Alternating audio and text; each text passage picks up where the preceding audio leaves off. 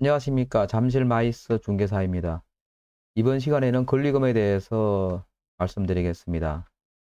타이틀은 이렇게 하는 게 권리금 방해라고, 권리금에 대한 일반적인 설명과 어떤 것이 권리금 방해 행위인지에 대해서 살펴보겠습니다. 상가 임대차 보호법에서는 권리금에 대해서 명시하고 있습니다. 권리금이란 임대차 목적물인 상가 건물에서 영업을 하는 자 또는 영업을 하려는 자가 영업시설, 비품, 거래처, 신용, 영업상의 노하우, 상가 건물의 위치에 따른 영업상의 이점 등 유형, 무형의 재산적 가치의 양도 또는 이용 대가로서 임대인, 임차인에게 보증금과 차임 이외에 지급하는 금전 등의 대가를 말한다고 합니다. 그리고 권리금 계약이란 신규 임차인이 되려는 자가 임차인에게 권리금을 지급하기로 하는 계약을 말한다고 합니다. 즉, 권리금은 임대인하고 상관없고 기존의 임차인하고 새로 들어올 임차인 사이에 맺어지는 계약을 말합니다. 그리고 법에서는 권리금 보호를 위해서 규정을 하고 있습니다. 임대인은 임대차 기간이 끝나기 6개월 전부터 임대차 종료 시까지 권리금 계약에 따라 임차인이 주선한 신규 임차인이 되려는 자로부터 권리금을 지급받는 것을 방해하여서는 아니 된다고 명시하고 있습니다.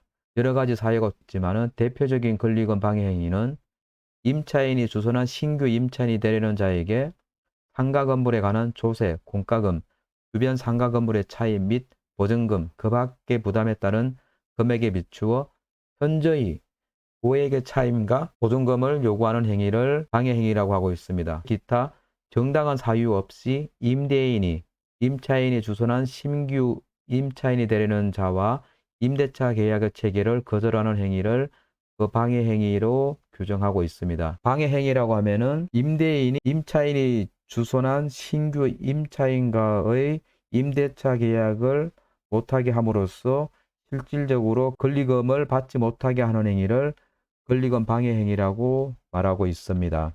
여기서 현저히 고액을 요구하는 경우라고 하고 있거든요. 그러면은 이 현저히에 대해서 정확하게 기준이 없는데 이런 거는 재판관의 재량인데 그 한 예가 있어 그 기준을 삼으면 될 것 같습니다. 보면은 판례에서 기존 임차인이 보증금 1,000, 월세 70에 있었는데 새로 들어오는 임차인한테 권리금 4,300을 요구했었습니다. 그래서 권리금 계약을 했었는데 임대인은 새로운 임차인과 계약 시에 보증금을 1,000만 원 더 인상하고 월세도 30만 원 인상했습니다. 즉 보증금은 100% 인상하고 월세는 42% 인상했습니다. 이렇게 해서 결국은 새로운 임차인하고 임대차 계약이 파기되므로 권리금 계약은 자동적으로 무효가 된 사례입니다. 여기에 대해서 서울 동부지방법원은 18년 8월 14일에 권리금 소송에 대해서 임차인의 전부 승소를 선고했습니다. 즉 임대인이 요구한 임대료 조건은 이전 조건에 비해 과다하게 정액된 것으로 보이므로 임대인은 권리금 상당의 4,300만 원을 임차인에게 배상하고 소송 비용의 전부를 부담하라고 밝혔습니다. 이 판례가 현저히에 대한 기준으로 보면 되겠습니다. 이 사례에서 월세가 한 30만 원 인상, 즉 42% 인상됐는데 이 정도 되면은 현저하다고 볼 수 있는 게 판례의 태도 같습니다. 물론 케이스 바이 케이스이기 때문에 사례마다 다릅니다. 얼마 전에 제 손님도 이런 유사한 사례가 있어서 소개를 합니다. 기존 임차인은 보증금 1,000에 월세 90만 원 있었고 권리금은 1,500만 원 요구한 내용입니다.